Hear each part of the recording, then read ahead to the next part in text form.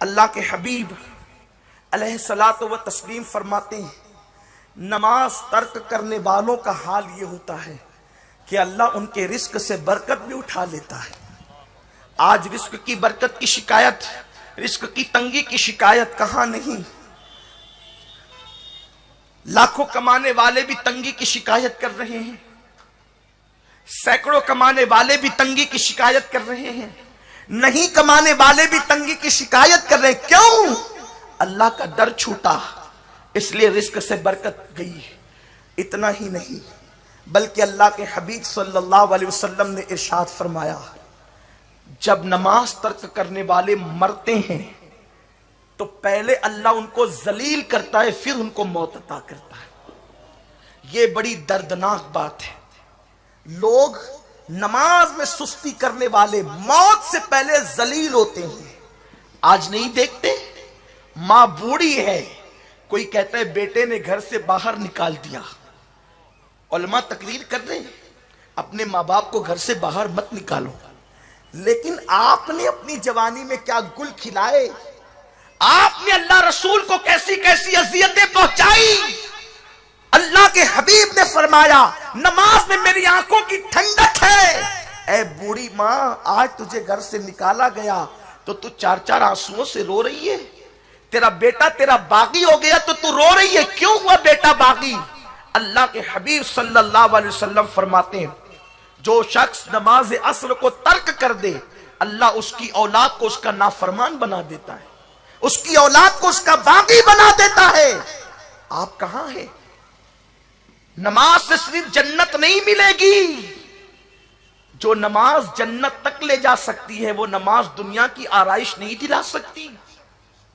لیکن ہم نے نماز کو وہ قدر نہیں کی جو نماز کی قدر کرنی چاہیے تھی، جو نماز کو اہمیت دینا چاہیے تھا، ہم نے نماز کو وہ اہمیت نہیں دی۔ اولاد باغی کیوں ہوئی، اولاد نافرمان کیوں ہوئی؟ نماز کے ترک کی بنیاد پر۔ اور یہ کوئی کہانی قصہ نہیں ہے، میرے سرکار کی حدیث صحیح ہے۔ تو نماز چھوڑنے والے ذلیل ہوتے ہیں مرنے سے پہلے۔ اولاد گھر سے باہر نکالے، محلے والوں میں کوئی نہ پوچھے، انسان کھانے کو محتاج ہو جائے، روٹی کے ٹکڑے کو محتاج ہو جائے۔ اے میرے قوم کی شہزادیوں، اے سیدہ فاطمہ الزہرا کی کنیزوں، آؤ، اگر تمہیں اپنے بڑھاپے کو سکون اور اطمینان بخش دیکھنا ہے، اگر تمہیں اپنی زندگی کو خوشگوار گزارنا ہے، اگر تمہیں ذلت و رسوائی کی موت سے بچنا ہے تو آج کی سنی اجتماع میں سچی توبہ کرو، اٹھنے سے پہلے عہد کرو، زندگی میں اب سارے کام چھوٹ جائے پرواہ نہیں، لیکن انشاءاللہ کبھی نماز ترک نہیں کریں گے، کبھی نماز نہیں چھوٹے گی۔ نماز کا وقت آئے گا تو مصلی بچھا کر کے پہلے نماز ادا کریں گے، ولیمے کی دعوت بعد میں، پہلے نماز، باپ کی میت بعد میں، پہلے نماز، بھائی کی بارات بعد میں، پہلے نماز، بہن کی ڈولی بعد میں، پہلے نماز، بچے کے اسکول بھی بعد میں، پہلے نماز۔ اس لیے کہ ساری چیزوں کے فائدے ہمیں دنیا میں ملے نہ ملے، لیکن نماز وہ ہے، نماز پڑھنے والا وہ ہوتا ہے، نمازی کو اللہ اس کے مقام سے اٹھا کر کے مقام محبوبیت عطا کرتا ہے۔ حضور غوث الاعظم دستگیر ماں کے پیٹ سے ولی بن کر پیدا ہوئے، لیکن 40 سال تک معمول یہ تھا کہ آپ ہر رات 1000 رکعت نماز ادا کرتے تھے۔ 1000 رکعت نماز کا معمول تھا۔ سرکار غریب نواز 70 سال تک نہ دن کو سوئے نہ رات کو سوئے، رات تو دن عبادت کرتے تھے۔ لیکن آج سب کے لیے وقت ہے، عبادت کے لیے وقت نہیں، ٹائم نہیں اللہ کی عبادت کے لیے۔ عبادت کو وقت نہیں تو پھر تم بندے کیسے ہو؟ عابد ہی تو عبد ہوتا ہے، جو عابد نہیں وہ عبد کہاں سے؟ اس لیے کہ مزدوری کرنے والا ہی نوکر ہوتا ہے، وہی تنخواہ پاتا ہے۔ جو کہے میں فلاں کا مزدور ہوں، فلاں کا مزدور ہوں، اس کی نوکری نہ کرے تو پھر وہ تنخواہ کیسے پائے گا؟ اس کو تنخواہ کیسے ملے گی؟ نادانو سنو، اللہ کا بندہ اپنے آپ کو کہتے ہو، بندگی کتنی کرتے ہو؟ اس لیے کہ بندگی کے بغیر بندہ ہونے کی سند کیا ہے؟ بندگی کے بغیر اس کے عبد ہونے کی سند کیا ہے؟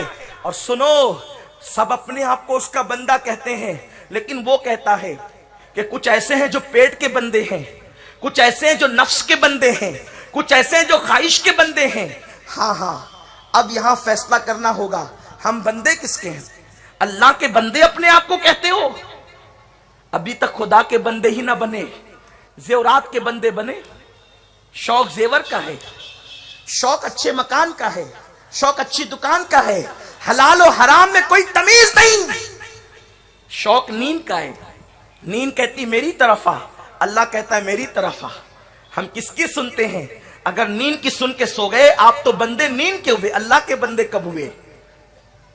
اللہ کے بندے تو وہ ہیں جن کے بارے میں قرآن کہتا ہے جب رات کو لوگ سو جاتے ہیں تو وہ سوتے نہیں، بستروں سے اٹھ کر اللہ کی عبادت کرتے ہیں۔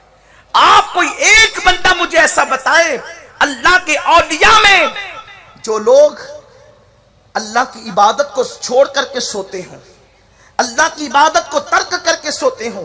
لیکن آج ہم کھانے کے پیچھے بھاگ رہے ہیں، غذا کے پیچھے بھاگ رہے ہیں، زیورات کے پیچھے بھاگ رہے ہیں، دولت کے پیچھے بھاگ رہے ہیں، ہر چیز کے پیچھے بھاگ رہے ہیں، اللہ کی عبادت کی طرف آنے کو تیار نہیں۔ اور پھر دعویٰ ہے ہم اللہ کے بندے ہیں، حالانکہ سوچو حضور علیہ الصلوۃ والتسلیم خود امام الانبیاء ہوں لیکن کثرت سے نماز پڑھتے ہیں۔ امام زین العابدین آپ کے گھر میں ایک باغ تھا، اس میں 300 درخت تھے، رات بھر ہر درخت کے نیچے 2 رکعت نماز پڑھتے تھے، اس طرح 600 رکعت نماز پڑھتے تھے۔ امام جعفر صادق، امام موسیٰ کاظم، جتنے بڑے بڑے بزرگوں کو، خود سیدہ فاطمۃ الزہرا پوری رات عبادت میں، خود سیدہ عائشہ اکثر راتیں عبادت میں۔ آج کیا ہو گیا؟ ہر ایک چیز کے لیے وقت ہے، عبادت کے لیے نہیں۔ پھر اللہ کے حبیب فرماتے ہیں نماز میں سستی کرنے والوں کو جب موت آتی ہے تو اللہ ان پر بھوک مسلط کرتا ہے، وہ بھوکے مرتے ہیں، بھوک سے تڑپ تڑپ کر مرتے ہیں۔ کتنی دردناک موت ہے بے نمازیوں کے لیے۔ اللہ جس کو بھوکا کر دے اس کی بھوک کو کون مٹا سکتا ہے؟ اور بے نمازی بھوک سے تڑپ تڑپ کر کے مرتے ہیں، لیکن کہیں کس کو؟ اللہ ان کی آواز ختم کر دیتا ہے، اللہ ان کے ہاتھوں سے طاقت چھین لیتا ہے، اشارہ بھی نہیں کر سکتے، زبان سے بول بھی نہیں سکتے۔ آقا کریم صلی اللہ علیہ وسلم فرماتے ہیں پھر اللہ ان پہ پیاس بھی مسلط کرتا ہے، اور بے نمازیوں پر اتنی پیاس مسلط کرتا ہے کہ اگر 7 سمندروں کا پانی بھی ان کے منہ میں نچوڑ دیا جائے تو بھی کوئی ان کی پیاس کو بجھا نہیں سکتا۔ ایسی بھوک اور پیاس کی بے بسی کی موت وہ مرتے ہیں۔ اس کے بعد اللہ کے حبیب مصطفیٰ کریم رؤوف الرحیم صلی اللہ علیہ وسلم ارشاد فرماتے ہیں جب بے نمازیوں کو ان کی قبر میں رکھا جاتا ہے تو اللہ کے پیارے حبیب فرماتے ہیں ان کی قبر میں اتنا اندھیرا اور تاریکی ہوتی ہے کہ ایک ہاتھ کو دوسرا ہاتھ سجھائی نہیں دیتا۔ یہاں پر میں اپنی ماؤں اور بہنوں کی توجہ چاہتا ہوں، رنگ ریلیوں میں ڈوب کر نمازیں چھوڑنے والیوں، کاش میری بہنیں نماز کی اہمیت کو سمجھتی، نماز نہ پڑھنے کی وعید کو سمجھتی۔ اللہ اکبر، آج میری ماؤں اور بہنوں کو وقت ہے سیریل دیکھنے کے لیے، فلمیں دیکھنے کے لیے، شادیوں میں ڈی جے بج رہے ہیں تو خواتین جو ہے کبھی ڈیجوں کے پیچھے جا رہی ہیں، کبھی میوزک کے پیچھے جا رہی ہے، کبھی ڈھول تاشوں کے پیچھے جا رہی ہے۔ اے خاتون جنت کی کنیز، تو عبادت کے لیے پیدا کی گئی تھی، تجھے تو اللہ کی عبادت کو وقت نہ ملا لیکن تجھے ناچ گانوں کو وقت مل گیا، تجھے بارات کے ڈھول تاشوں کے پیچھے وقت مل گیا، تجھے فحش کاموں کے لیے وقت مل گیا، تجھے عریانیت کے لیے وقت مل گیا۔ اے خاتون جنت کی کنیز، ایک دن تجھ پر ایسا وقت آئے گا جس دن تیرے جسم سے تیری روح کا رشتہ ٹوٹ جائے گا۔ ہائے وہ وقت کیسا ہوگا، وہ وقت کتنا دردناک ہوگا۔ بے نمازی پن کی وجہ سے تجھ پر بھوک مسلط ہوگی، تجھ پر پیاس مسلط ہوگی، تجھ پر ذلت مسلط ہوگی، بے کسی اور بے بسی کی موت تجھے آ رہی ہوگی۔ اللہ اکبر، اس وقت کی داستان کس سے کہیں؟ کون مددگار ہے؟ نہ شوہر، نہ ماں، نہ باپ، لوگ سرہانے کھڑے ہیں لیکن کوئی فریاد سننے والا نہیں، کوئی مدد کرنے والا نہیں۔ اے میری بہن آجا، آج اس سنی اجتماع میں سچے دل سے رب کی بارگاہ میں توبہ کر لے، گڑ گڑا لے، تاکہ تجھے بھوک اور پیاس کی ذلت کی موت نہ آئے۔ بھوک اور پیاس کی ذلت کی موت ہی بہت تھی، لیکن آقا فرماتے ہیں جب اس کو قبر میں رکھا جائے گا تو اتنا اندھیرا ہوگا، اتنی تاریکی ہوگی کہ ایک ہاتھ کو دوسرا ہاتھ سجھائی نہ دے گا۔ میری بہنوں ذرا غور تو کرو، قبر کا دن بھی رات سے بدتر ہے، تو وہاں کی رات کتنی دردناک ہوگی، رات کتنی خوفناک ہوگی۔ اور یہ کون بیان کر رہا ہے؟ یہ میرے آقا بیان فرما رہے ہیں۔ اے خاتون جنت کی کنیزوں، اگر تمہیں اپنے آپ سے محبت ہے، اگر تمہیں اپنی نزاکت سے محبت ہے، اگر تمہیں اپنے نازک جسم سے محبت ہے، تھوڑی دیر کے لیے غور تو کرو۔ میرے سرکار جب بے نمازی کو ان کی قبر میں رکھا جائے گا، ایک طرف اندھیرا ہوگا، پھر فرماتے ہیں چاروں طرف سے اس کی قبر اس کو دبائے گی۔ اللہ اکبر، آقا کریم فرماتے ہیں جب قبر دبائے گی تو سرکار علیہ السلام نے اشارہ فرمایا، اس کی دونوں پسلیاں آپس میں مل جائے گی۔ اللہ کے حبیب ایک مرتبہ 6 مہینے کے بچے کے جنازے میں گئے، ایک ننھا سا بچہ جس کی عمر 6 مہینے کی تھی، میرے سرکار اس کے جنازے میں گئے، اور جنازے میں جانے کے بعد حضور کی آنکھوں میں آنسو آ گئے۔ صحابہ عرض کرتے ہیں یا رسول اللہ آپ کیوں رو رہے ہیں؟ میرے سرکار فرماتے ہیں اس 6 مہینے کے بچے کو بھی قبر نے دبایا۔ اللہ اکبر، آقا کریم فرماتے ہیں اگر قبر کسی کو دبانے سے رکی رہتی تو اس بچے کو نہ دباتی، لیکن قبر نے اس بچے کو بھی دبایا۔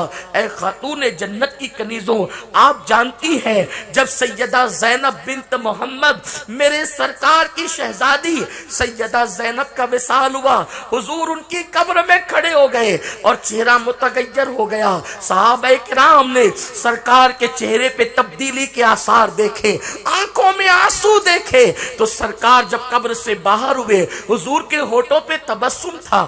آقا سے پوچھا سرکار آپ زینب کی قبر میں اتر گئے اور آپ کا چہرے پہ تغیر کے آثار تھے، سرکار آپ کی آنکھ میں آنسو تھے۔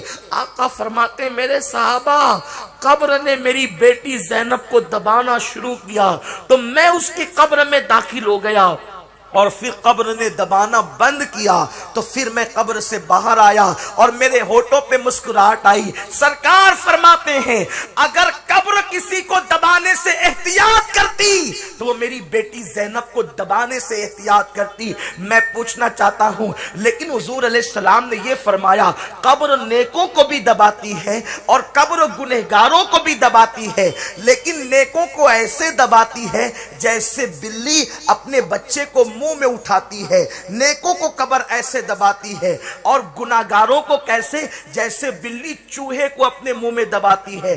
بلی اپنے بچے کو منہ میں اٹھاتی ہے تو انہی دانتوں سے اٹھاتی ہے، لیکن بچے کے جسم پر خراش تک نہیں آتی، کیونکہ بلی ممتا کے ساتھ اٹھاتی ہے نا بچے کو، اور چوہے کو ایسا پکڑتی ہے کہ اس کی گردن سے خون ٹپکنے لگتا ہے، یعنی دشمنی سے اٹھاتی ہے۔ میرے سرکار فرماتے ہیں کوئی سیدہ زینب کے بارے میں یہ نہ سوچے، سیدہ زینب بنت فاطمہ کے بارے میں کہ قبر نے ان کو عذاب کے طور پہ دبایا، نہیں، بلکہ آقا نے فرمایا قبر جب نیکوں کو دباتی ہے تو ایسے جیسے ماں اپنے بچھڑے ہوئے بچے کو آگوش میں دباتی ہے، اس شان سے۔ لیکن اللہ کے حبیب کے چہرے پہ تغیر کے آثار اس لیے تھے کہ قبر کے دبانے کے 2 طریقے ہیں تاکہ میں اپنی بیٹی کے پاس پہنچ جاؤں۔ کہیں قبر دوسرے انداز سے تو میری بیٹی کو نہیں دبا رہی ہے۔ میرے پیارے آقا علیہ السلام کے پیارے دیوانوں، غیب دا نبی نے یہ پیغام صرف اس لیے دیا تاکہ امت کے لیے عبرت ہو جائے، ورنہ خدا کی عزت کی قسم اہل بیت سے جس کو نسبت ہو جاتی ہے ان کے کفن بھی میلے نہیں ہوتے۔ بات عذاب قبر کی نہیں کر رہا ہوں، لیکن یہ امت کی عبرت کے لیے ہے، امت کی تعلیم کے لیے ہے۔ آپ جانتے ہیں حضرت سعد ابن معاذ کا جب انتقال ہوا تو سرکار اس وقت بھی روئے، سرکار فرماتے اگر قبر کسی کو دبانے سے احتیاط کرتی تو سعد ابن معاذ کو نہ دباتی. یہ اتنا نیک آدمی تھا کہ اس کے جنازے میں 70,000 فرشتے آئے، لیکن قبر نے اس کو اس لیے دبایا کہ جب یہ استنجا کرتے تھے تو پانی اتنا استعمال نہ کرتے تھے جتنا استعمال شرعی طور پہ کرنا چاہیے، یعنی طہارت لیتے ہوئے کچھ کمی کر دیتے تھے. قبر نے دبایا. حالانکہ حضور کے صحابی ہیں، 70,000 فرشتے ان کی میت میں آئے، لیکن آقا کا یہ بیان کرنا اس لیے نہ تھا کہ صحابہ کو قبریں دبا رہی ہے، بلکہ امت کی تعلیم کے لیے تھا. اے خاتون جنت کی کنیزوں، عبرت حاصل کرو. میرے بھائیوں کو بھی کہتا ہوں عبرت حاصل کرو. اللہ اکبر. وہ قبر کا دبانا اور کسی کا موجود نہ ہونا، آقا فرماتے ہیں بے نمازیوں کو جب قبر دبائے گی تو ان کی پسلیاں ایک دوسرے میں آپس میں مل جائے گی. اس طریقے سے ہائے 20 منٹ کا وقت نہ نکال کر کتنا بڑا نقصان کیا. 15 منٹ کا وقت نماز کے لیے نہ نکال کر کتنا بڑا نقصان کیا. نماز فجر میں نرم نرم گدوں پہ نماز چھوڑنے والوں، آخر 20 منٹ سو کر کے تمہیں کیا مل جائے گا؟ 15 منٹ زیادہ سو کر کے تمہیں کیا مل جائے گا؟ ہوش کے ناخن لو. جاگنا ہے جاگ لے، افلاک کے سائے تلے حشر تک سوتا رہے گا خاک کے سائے تلے. آج اٹھ کر عبادت کر، فجر کی نیند قربان کر، راتوں کی نیند قربان کر، ورنہ جب مر کر کے مٹی کے نیچے دفن ہوگے تو پھر وہاں پڑے رہو گے، جسم سے بدبو آئے گی. اللہ اکبر. آج اپنی پسلی پر اگر لگ جائے تو کتنی تکلیف ہوتی ہے. پسلی زخمی ہو جائے تو اس کا آپریشن بھی لوگ نہیں کرنا چاہتے. کتنی تکلیف ہوتی ہے.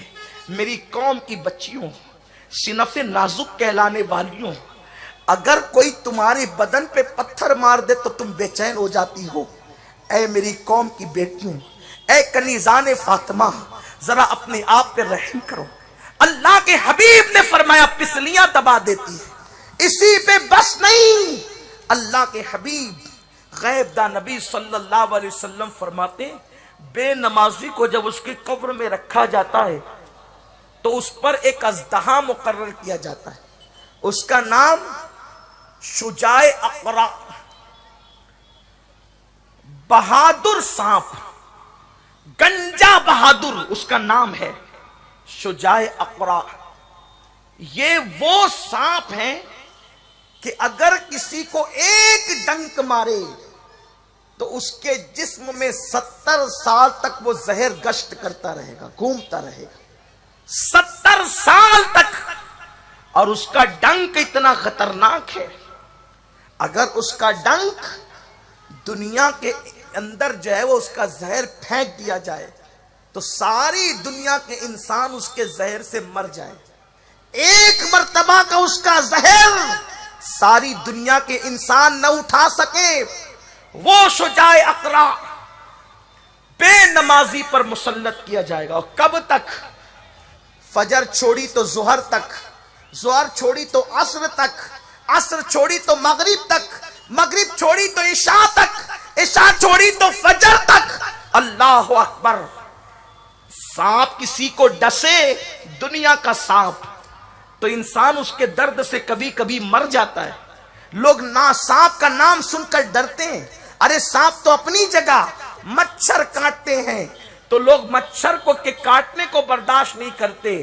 مچھر کاٹ رہے ہیں، یہ لاؤ وہ لاؤ، یہ اگربتی جلاؤ، وہ پنکھا لگاؤ، مچھر نہیں آنا چاہیے.